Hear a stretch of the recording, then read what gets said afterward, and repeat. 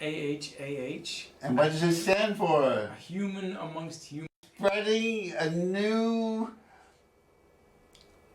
understanding that we're all humans among humans. That's a good thing. And we're all alive among all living things. And maybe we're all things among things. Maybe we're all the Messiah. Oh, tell us this. We're going to work on telling this story even more dramatically, maybe even over the top. Okay. Because this, you remember John, when you see him here, when he becomes a moving actor on stage and screen. This is a great opportunity for me to try out my old acting skills and to be out late at night and test my boundaries and have a lot of fun time with you, Mike. What does this mean, be out late at night and test the sounds of I got a phobia. I got a phobia. For late at night? For late nights, yeah. And it just picked up about 2 or 3 years ago. But I got this thing that past 6 p.m., which it is now, I start getting afraid and worried something terrible is going to happen. Wow. Yeah. Which I feel fine now because I'm in good company. You know, I found that with people, good company, you know, a good place, a comfortable place, the phobia doesn't show up. But if I'm in somewhere where I'm a little bit nervous, I get kind of scared. Wow. Yeah. So, but you walk home alone, though. Thank you for coming. Yeah. No, yeah, no problem. Wow. This is Thank you great for. me. Okay, so we're gonna work on the Messiah story. Okay. We'll probably do it sentence by sentence to make it over. We'll probably go for over the top. Over the top? Okay. And then we can bring it down. So what's the first sentence of the story? Well, I haven't memorized the sentences of the story, but I have memorized the plot. Yeah, what's the first sentence of the plot? Okay.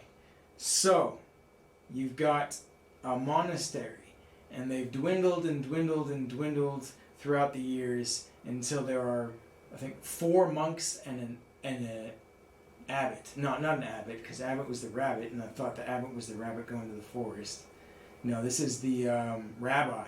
No, the rabbi was the rabbit, and the abbot is in the monastery. So we have to start again. Okay, so we have to get it. Okay, let's see if we can we change it from monastery to family to make it relevant. Definitely. Okay, so we have this family, and most of the children have left, and there's just 2 parents and 2 children left in their teens. And they're not very happy, right? They feel they've lost the energy of, that vital energy when young people are around. And it was a big family, and now it's down to 4. And they have that empty nest syndrome. Oh, no. Okay, now you can try that. As big as you can. Okay, what you said? Or have you changed it, however you like it. So, once upon a time, there used to be a huge monastery. Oh, no, I wanted to turn it to... Oh, you're going to do it... I'm sorry. That's what I was saying. That's what I asked you. Oh, you're going to do it your way. Okay. I can do it to the family. I think family might make it more relevant to our viewers. Relevance to viewers is a good thing. Yes. Okay, so there was this family, and once they used to be full in numbers and health and joy. And let's just over the top of that. They were healthy. They were joyous. They were happy. Your turn. Okay. There was this family, and they loved each other so. Wow, wonderful. Keep going. And they were huge in number and so full of joy and compassion for each other. Wow, love it. Joy and compassion. Oh, and they could. Yes. And then what happened? And then, tragically, some of them moved out, some of them may have passed away, some of them may have just wandered, but there were only 4 left. There was the mother and the father, or maybe the mother and the mother, or maybe the father and the father. Wow, we're open to new. This is not the old-fashioned family. This is au courant. This is modern. Being open to other people's preferences. States of reality. Yes, states of reality. Wow. Yeah. So we have this family. We have the parents, and there are two, and there is a sister and daughter. A sister and brother. Yes. And there is only 4 left. Just this small little amount of this huge family. Wow, sad, Wow. sad. Dwindling into nothingness. Or is it nothing? This is deep. Nothingness. Wow. There was big 4, now maybe it would be nothing. Help the parents are getting older. Oh. And what happens next? And then, so the father knew that there was his brother who was a very spiritual man. Whoa! Great translation. And he went to this hut that he had. He had his own hut. Oh, he was really a spirit that just could get away. He and his brother used to share this hut Yes, back in the day when they were children. yes. And so he knew they were so connected, they were so close, these 2 brothers, that they knew each time one of them would be in this hut. Oh, great psychic power. Yeah, Yes. yeah. So, one day, the father went out because he knew his brother would be in that hut. Wow, it's good to instead of just wasting your time looking for him. Yeah, no, he knew. Psychic powers are good. Psychic powers, my brother's in the house, I gotta go. Yes. So he went over to the house. And he Let's sat do it in the down. present tense. So we're really feel vivid. He goes over to the house. He goes over to the house. Yes. And meets his brother there. And the 2 embrace. And the father We should show them. embrace. Yeah. Oh, brother. And the father of this family says, "Brother, we've practically lost all in our number. There's no one in this family left to help us feel alive as we once used to." And the brother thought about it for a while, and they sat and they prayed and they read the Torah. There could be the Torah or the Gospels. We have to approve that, or the Quran, Or the Quran. or all of them. They're getting the wisdom from them all. Or my mother's novel. Oh, and what? My mother's novel. Oh, your mother wrote a novel. She's just working in it to get it published. She's very close to getting Wow. it. And so they read this spiritual book, whatever it may be, the Tao. I was just reading the story after this, and it was very much about the Tao, Yes. which I was very interested in a long time ago. And they sit, and the brother says, "There's no advice I can give you, but I will say one thing.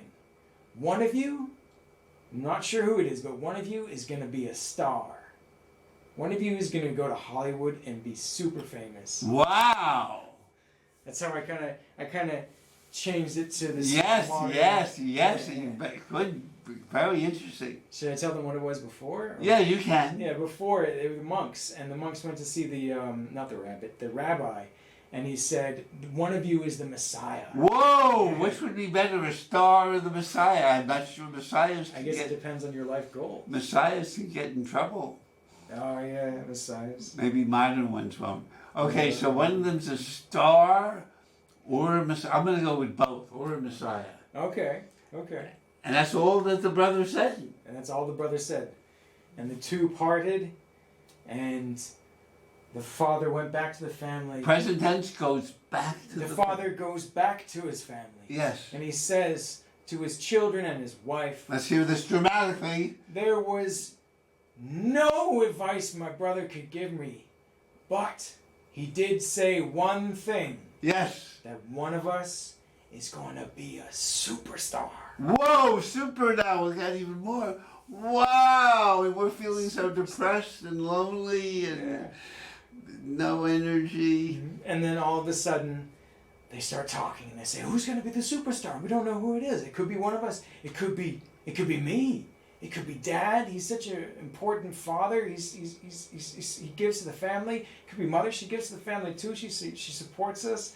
It could be you. It could be me. It could be me." Let's make it even more vivid. What the one thing that Dad gives to the family? One particular thing.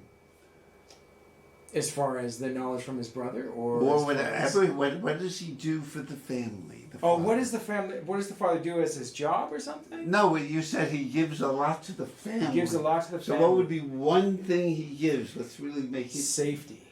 Oh, he keeps. And how does he help us be safe? Because whenever the two kids remember, now that they're all grown up, of course, the two kids remember that whenever their father came in after work and sat down at the table, they would just feel this state of calm. Just from him being there. Just being there. He had this aura that just helped them Whoa. all feel safe. Now, to make it visual, since this is a very visual culture, what did he do as he sat on the table with his children? He would sit down at the chair and he would bring up his newspaper. Yes. He would cross his legs. Yes. And he would... You can do that even in standing if you want. Maybe. Whoa, yes, good. He would cross his legs and he would say, and he would unfold his newspaper and say, "It's so good to have this family. We are all supporting each other and I need you to be happy." Wow, challenging. I need you to be happy. How did they like? Did they like that? They like that? Yeah, they liked that. It made them feel like they wanted to be happy. It gave them a good feeling of being happy. You know, if they were grumpy, if they got into a fight at school or had a bad grade, they said, "Dad wants me to be happy. Maybe I can just let all that negative Just for stuff today, I'm doing it for happy. Happy. Even whenever I'm feeling happy. Yeah. So this family spends that night just thinking.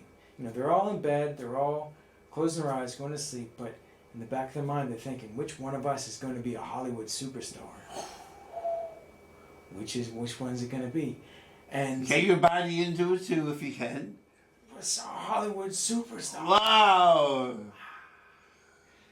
And next morning, they're thinking about it. They're talking at breakfast, and then when they come home from school, they're talking about it. They talk about it with their friends, and their friends start to hear it, and their friends start to hear, you know, their father's brother just said that one of them is going to be a superstar, and then all of a sudden the whole town starts thinking of it. Wow. And then all of a sudden everybody starts coming to their place, and they hold a big party, and everybody is just so happy.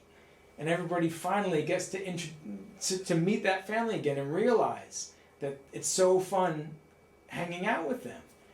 And so the feeling of abundance with the family in the town returns. Whoa. Okay, at the very ending, again, to keep it a beautiful story, Thank you. a specific activity that reveals,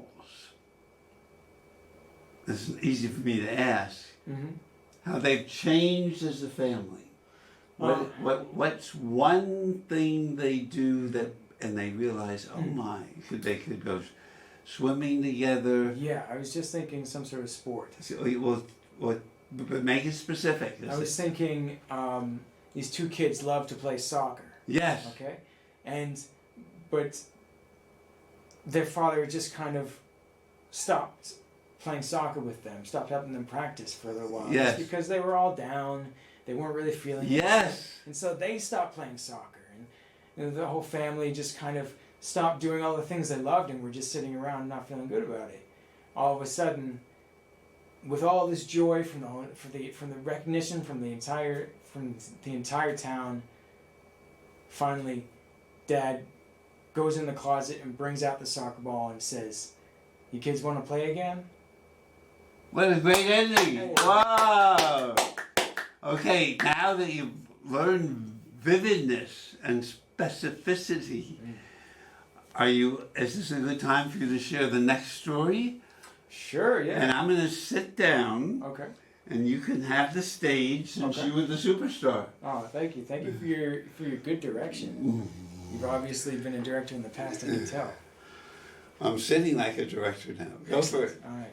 The audition. You can come a little closer to the set too, so that you can take the. There you go. Even a little more. Yeah, I don't want to block you off. No. You're the superstar now. Rock and Great. roll. Okay. So this is a new story. It's a new story. And you can even say it twice. You could say it as you, and then we're gonna work on making it specific and vivid. Okay, cool. Thank you. So, the story begins in the past, where there were all of these vibrant forests, all of this beautiful environment, all throughout China is where the story's based.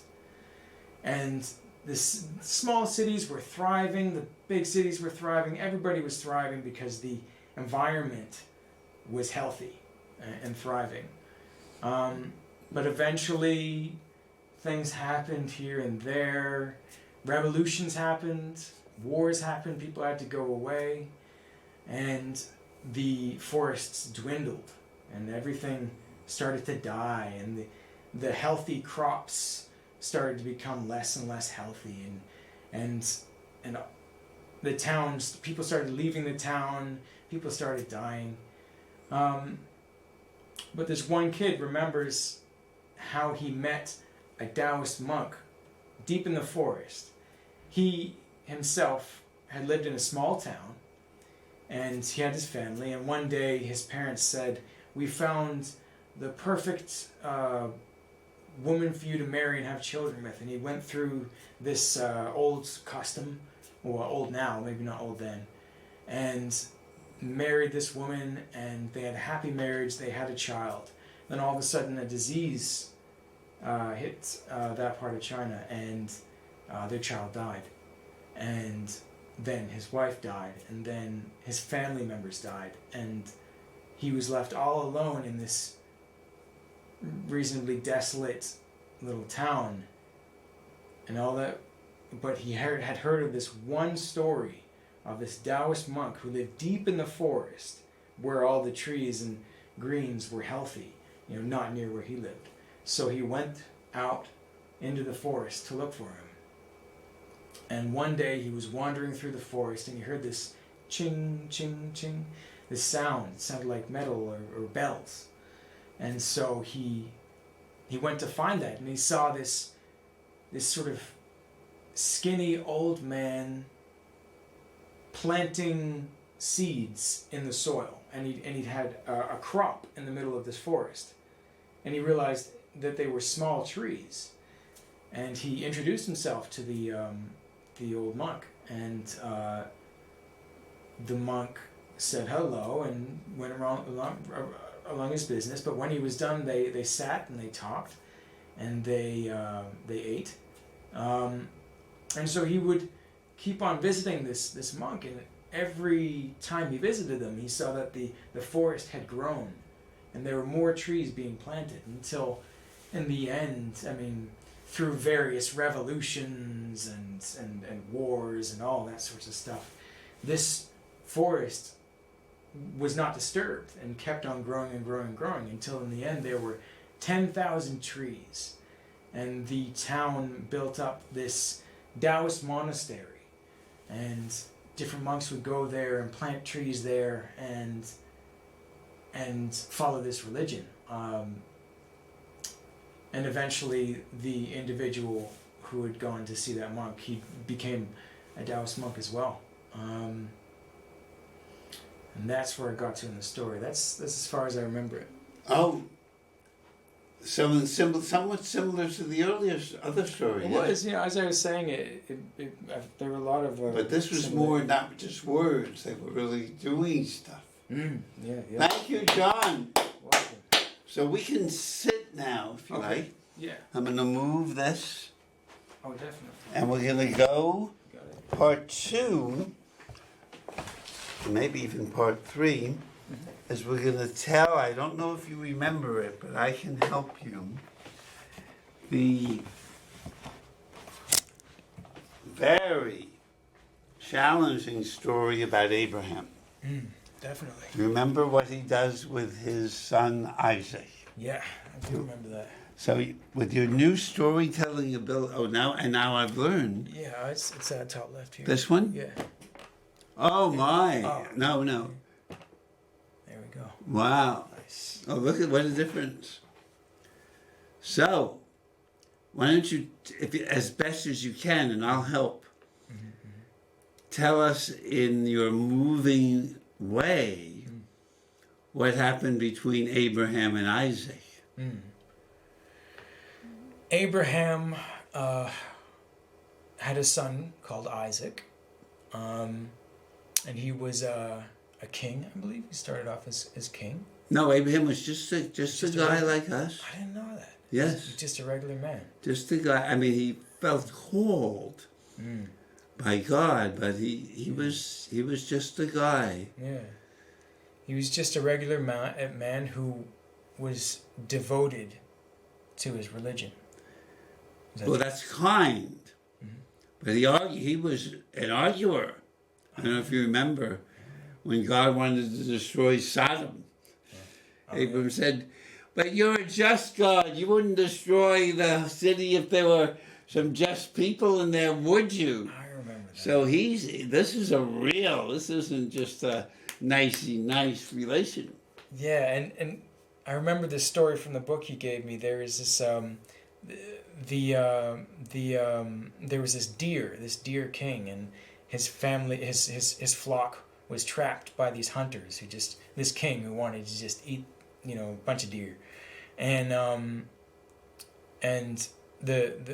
the deer came up to this king who was just hunting, and he said, well, wouldn't you, what if there were, one deer, all the deer who he gave the perspective to this king of just how these deer lived and loved their life. And he said, the king finally said, you've moved me, I will not kill any more deer. And he said, well, what about the fish? And then he said, I will not eat the fish. And he said, well, what about the birds? He said, I will not eat the birds. And he kept on going until the king didn't hunt anymore. Oh, it sounds very similar. He felt a happier man. Very similar in a more down-to-earth way than Abraham and God. Yeah, and in the book he says, well, what if there were 100 good people, and you'd kill them by taking down this town? Yes. But what if there were 50? What if there were 12? Yes.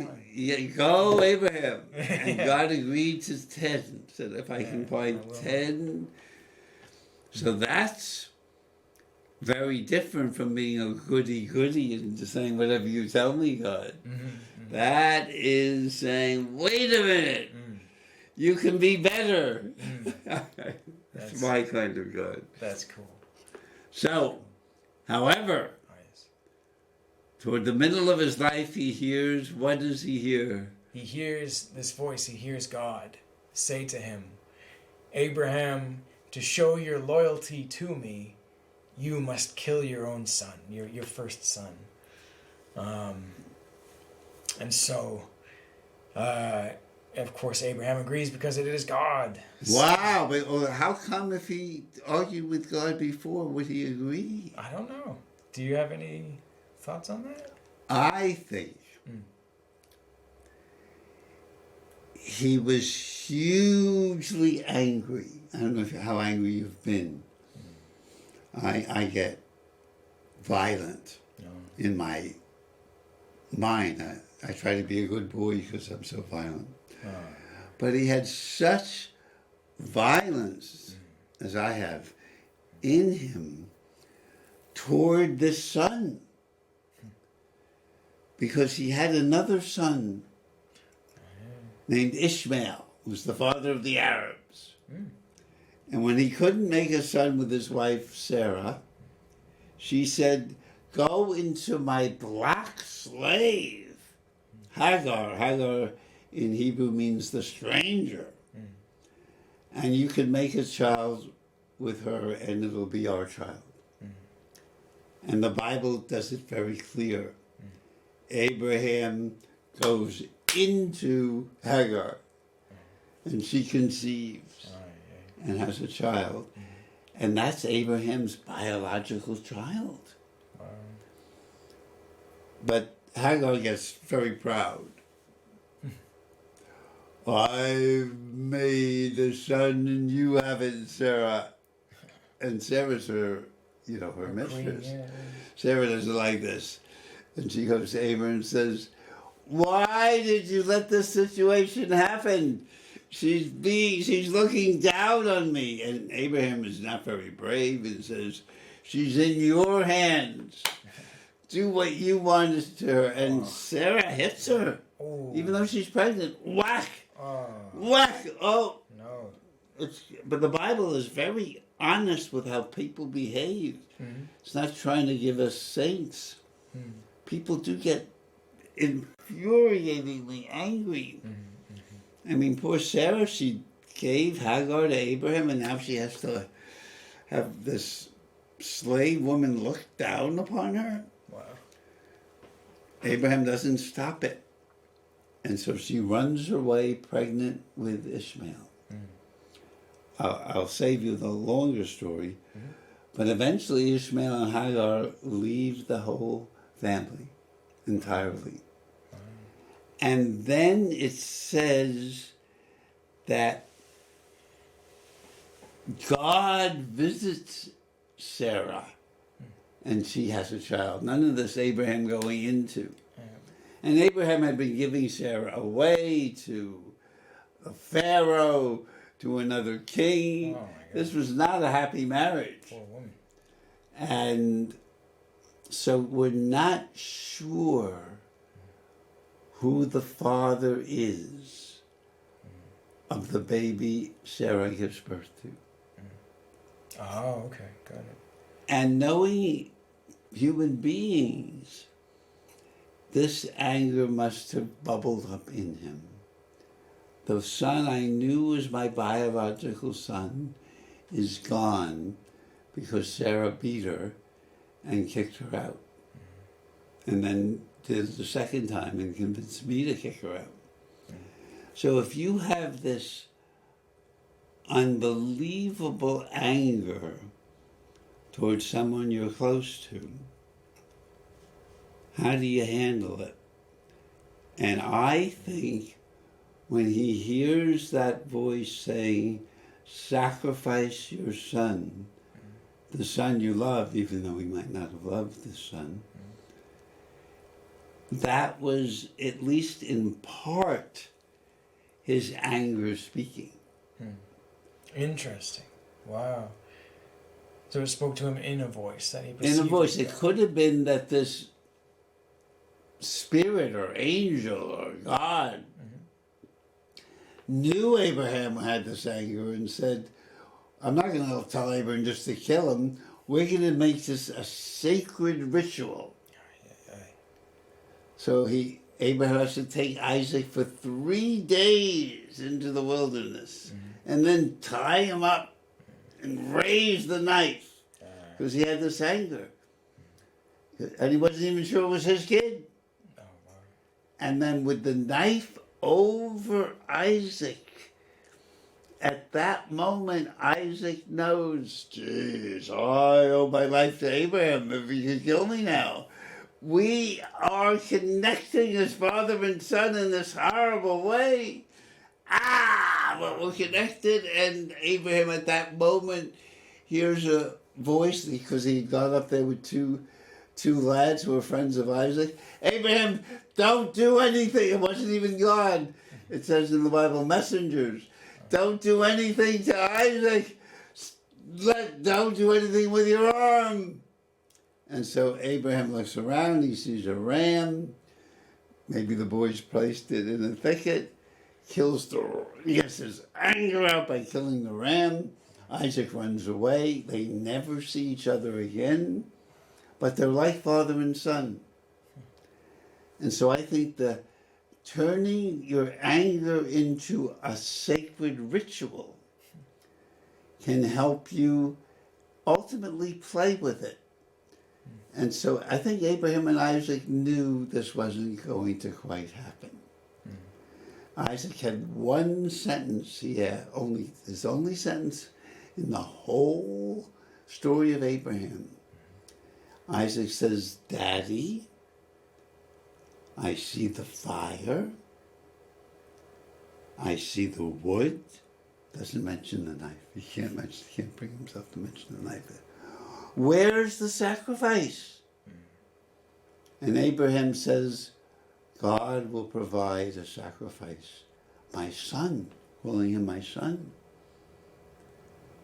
And eventually that ram was there. Maybe the kids heard that. They were along on the trip, friends of Isaac, and found a ram and put it in a thicket. We don't know these things. But if you have this unbelievable anger, which I have been blessed with, we won't go into that now, why? Okay. If you can put it into a sacred ritual, like a sacrifice.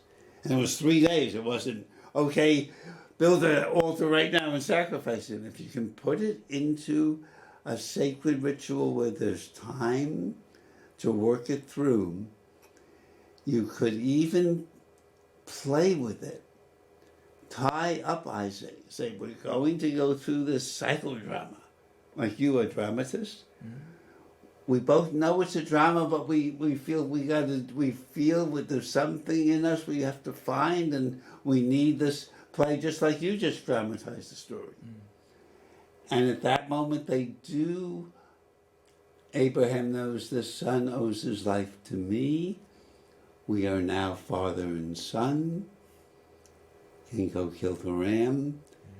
And the son, who's been very scared, can leave and never see Abraham again, but feel connected enough so that when Isaac needs a wife, Abraham can find a wife for him. And when Abraham dies, then Isaac and Ishmael can together, only because he's dead now, they don't want to see him alive, they almost kill both of them. Then because they still feel connected to him, then they can bury him. And so that's one understanding of the almost sacrifice of Isaac. It was epic. It was what? It was epic. Yes, it was epic. Jews read it on Rosh Hashanah. This is the Jewish New Year this week. Every New Year they read this story. Wow. And for me it means you can make connections with people. They don't have to be your biological parent or son. You can make family if you with sacred ritual, really, or drama, or psychodrama, like you were doing. You can make family with many different people. That's so interesting. It's so interesting, and just sort of being out there and getting involved, and having an action that you all can do together to connect. Yes. And then connecting after and just say, let's meet again, You've got a connection there and a good feeling going on, And sometimes these connections are hard, like veterans who fight wars. They can feel like they're brothers. Yeah. My father might have felt a little of that when he was in the fire department, because you need your firemen that you're living with, or else you might die in the fire. Wow. So it really is a connecting. Yeah. I don't know if I have felt that. Maybe with my living with, I once lived with someone. It was hard. We survived it, and she now is happily living somewhere else. Okay. So if you can get, this yourself, if you can get through stuff together, you can be connected like it's more than life even. Wow. Okay. Any other questions about Abraham and Isaac? How were Isaac and Abraham related? Well, Abraham was married to Sarah. Yeah. And they had no children. Yeah. She was also his half sister. Oh, weird. So they might never even have had sexual relations. Oh. But they were married anyway. I know people who are in a celibate marriage. Oh. They stay together, but for many reasons, they don't want it to be a sexual relationship. Yeah. So he was married to his half-sister, and they had no child for decades. They gave each other away to other people. Abraham said when they went to Egypt, "You're such a beautiful woman, say you're my sister. Otherwise they'll kill me to get you. This time they can just take you without killing me, because they'll think you're unattached." So they had a wild relationship. Wow. And got through it. And they were buried next to each other. They got through it. But wow. One philosopher, Nietzsche, said, if you want to find out how people ought to behave, you can read the New Testament about Jesus. If you want to find out how people do behave, read the Hebrew Bible. That's how people are.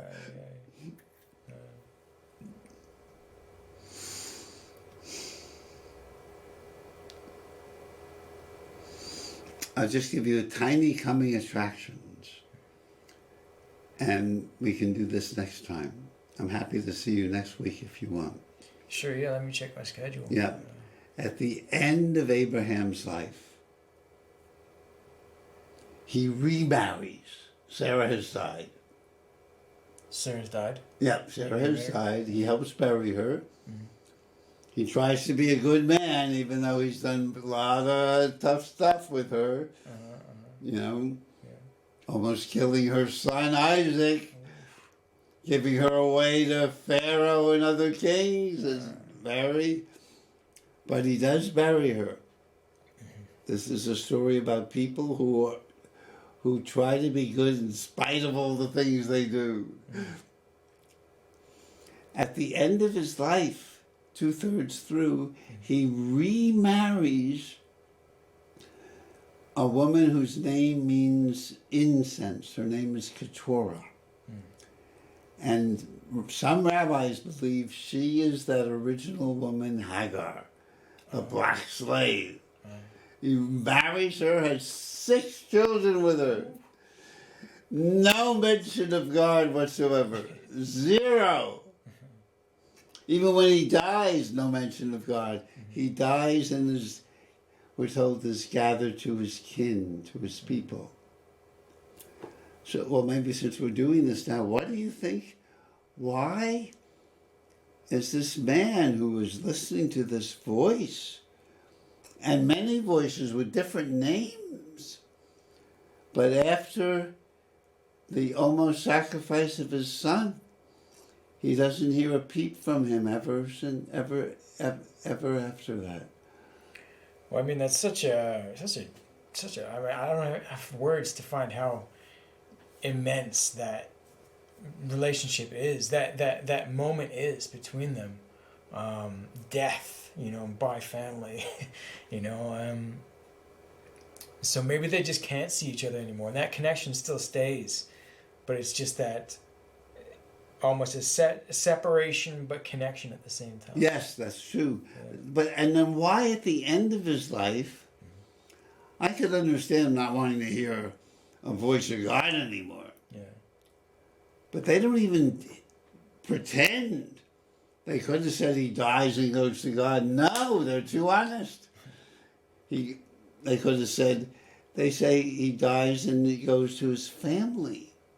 What's going on? Why did they, and this is in the Bible, just say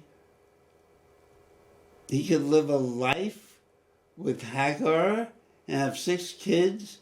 No need for divinity. Why, John? I don't know. Maybe divinity. I mean, it depends what you believe in divinity. Well, he had listened to this. Yeah. Yeah, is that, I was wondering while you're saying it, you mentioned that Abraham hears this voice, as we talked about it in past shows, we've referred to it as God, but you mentioned that maybe it was a voice coming from his own mind because of his own anger, because of this having a child problem that he was going through.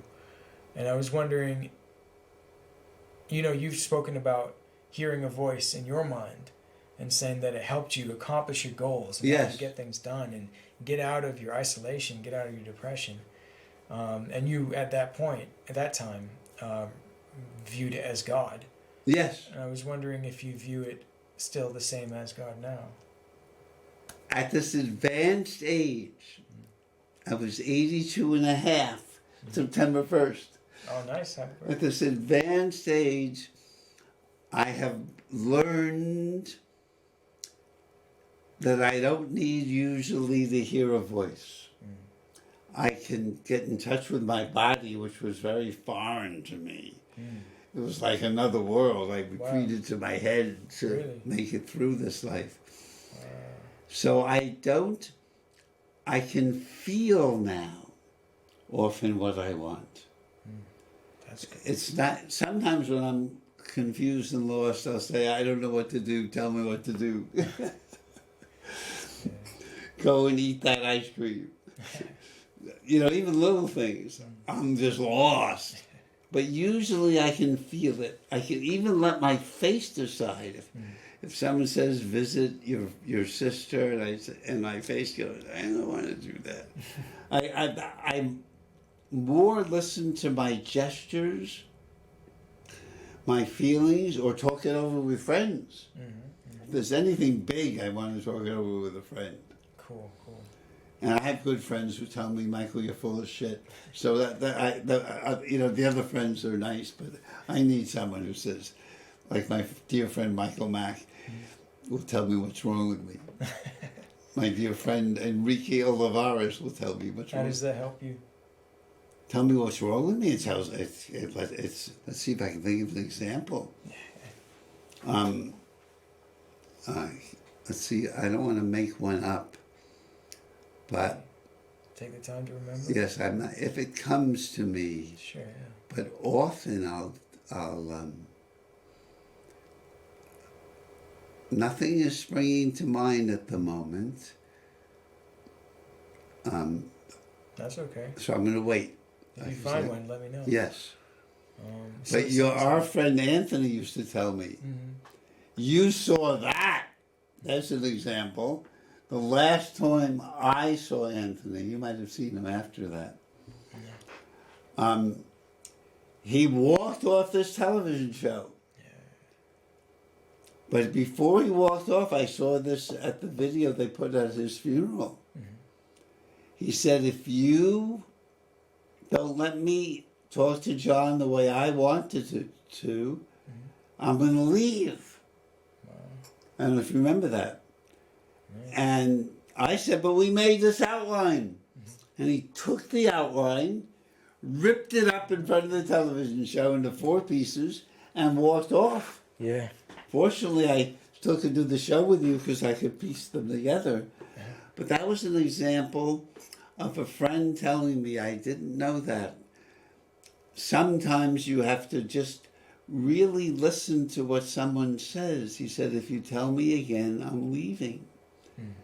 So if I would do it all over again, dear Anthony, I would say, thank you for saying that to me.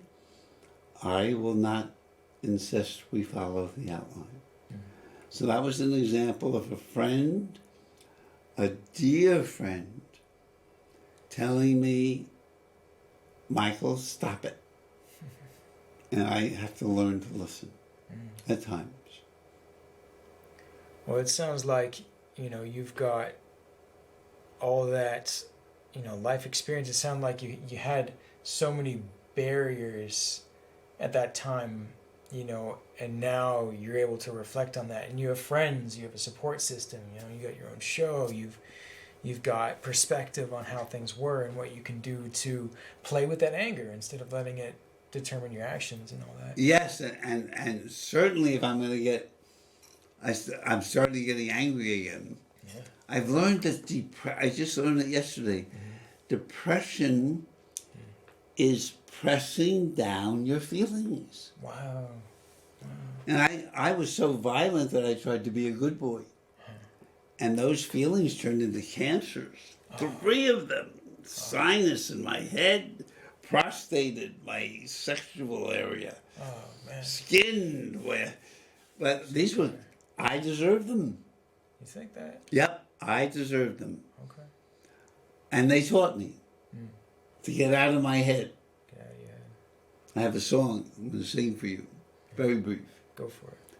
To get out of your mind, get into your head. You know, your physical head, not your mind. To get out of your mind, get into your head. Into your head. Into your head. To get out of your mind, feel your head. That's how you get ahead. So I had to learn that. That's awesome. Well, I mean, I just thank you so much for sharing with me all the wisdom you learned from that suffering. And Yes, help. I really appreciate that you're helping people now, you know? Yes. Through that wisdom that you have. I wouldn't have had. I told my father when I was around 50.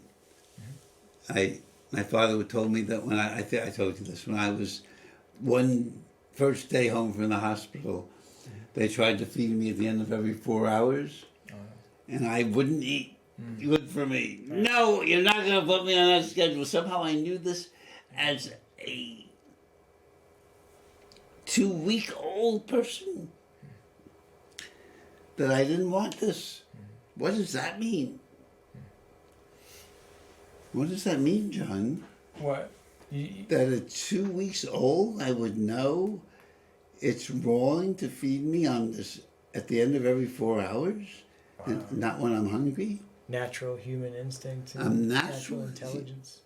What kind of intelligence? Natural intelligence. Intelligence about who you are and who you're supposed to be. Yes, that this is. Somehow I knew this was wrong. So they'd have done that. My dad holds me down. He tells me this when I'm 50. Holds my arms down and pours. My mother pours milk down my throat. And formula milk, not even breast milk. But it turned out well. When I went away to university, I didn't know I had this feeling in me, but somehow I was really attracted to somebody whose arms were out like this, and was in pain, and the promise was that eventually you get off the cross and you get resurrected into a new life. My parents were bringing me to Jesus right out of the hospital. And that's given me a great faith and a great connection with Jesus. Thank you so much for sharing that. That's huge. So that pain, it was a great gift. I'm still working through it. It was somewhat way connected to Abraham and Isaac. It was like, we're going to redo that story. It was like...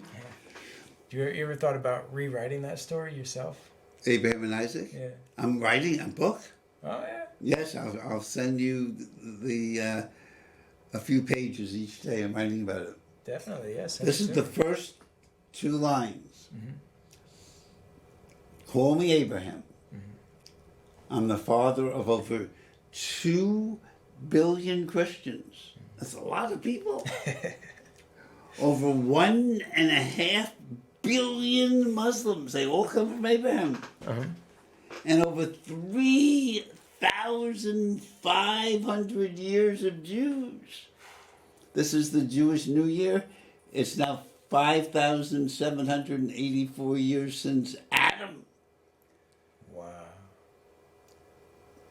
So I'm the father of over 2 billion Christians, 1.5 billion Muslims, 3,500 years of Jews.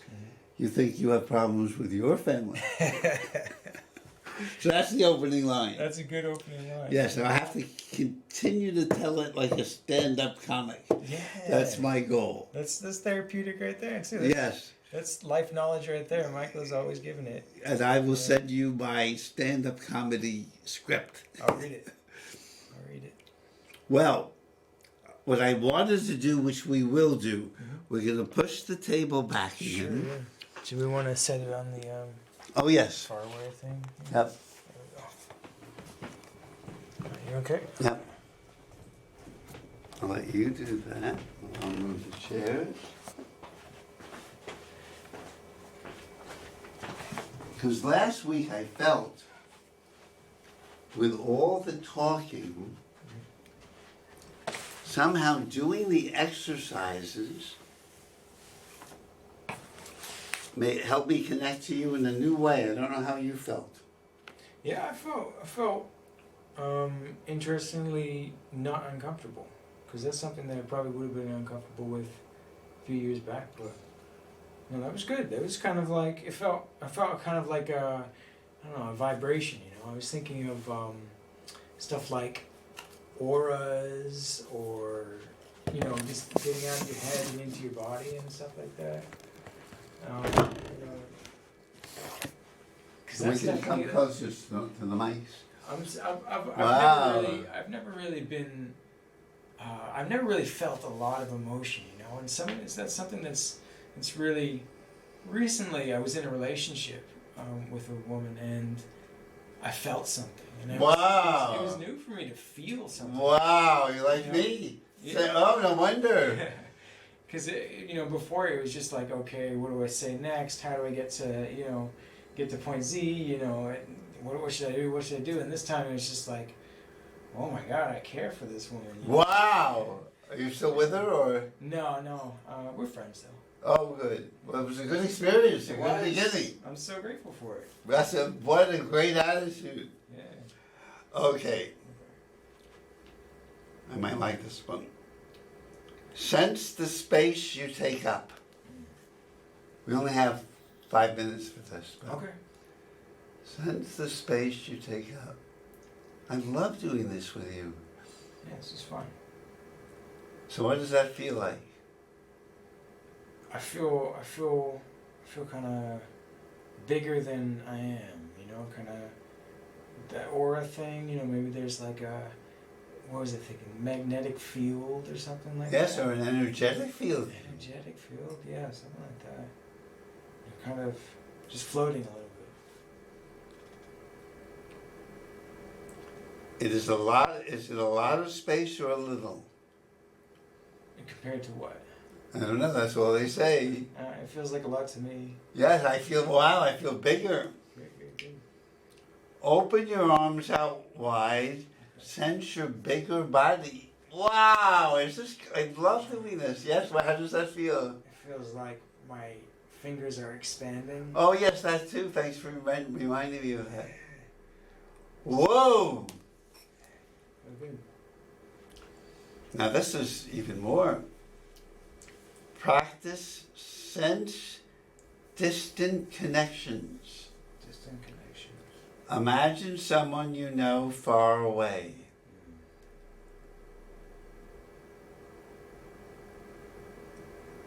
Wow. My friend Deanna, who is it for you? My Aunt Julie. I haven't seen her in a few years. Can you physically feel your connection to them in your body? Well, I never would have, but now I can. And can you? You know, it's something that kind of relates to my sort of being more connected with spirituality, is that I feel, if I think I feel, it's yes, but how could I prove that she feels that too, or if this is just me thinking and feeling something? But if you really believe in it, it is real, you know? If you really believe in it, it is true. It's just that doubt that makes it not true. You So know? do you feel something in your body when you're imagining Aunt Julia? Yes. Could you describe it in any way? Yeah, I feel like she's got kind of a yellow color. And what does it feel like in your body, though? My body? Kind of a careful hug. Wow! Oh, I love it.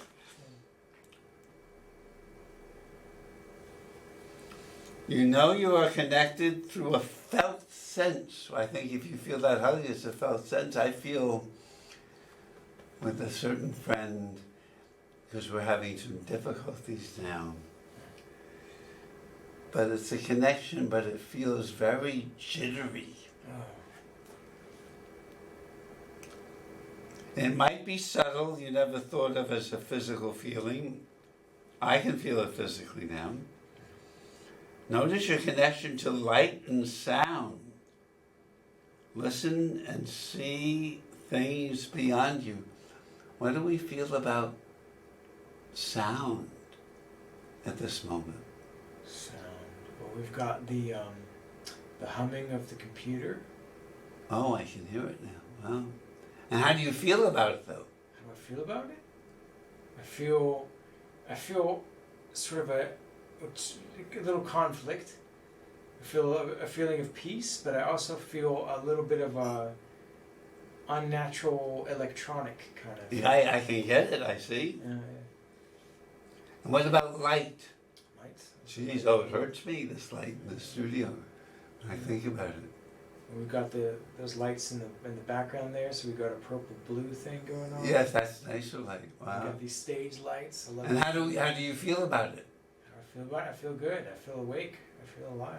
Oh, that the light helps. Yeah. Okay, oh, time flies when we're having fun. We have 30 seconds. Would you please wrap up with whatever wisdom you've got about the show? Totally.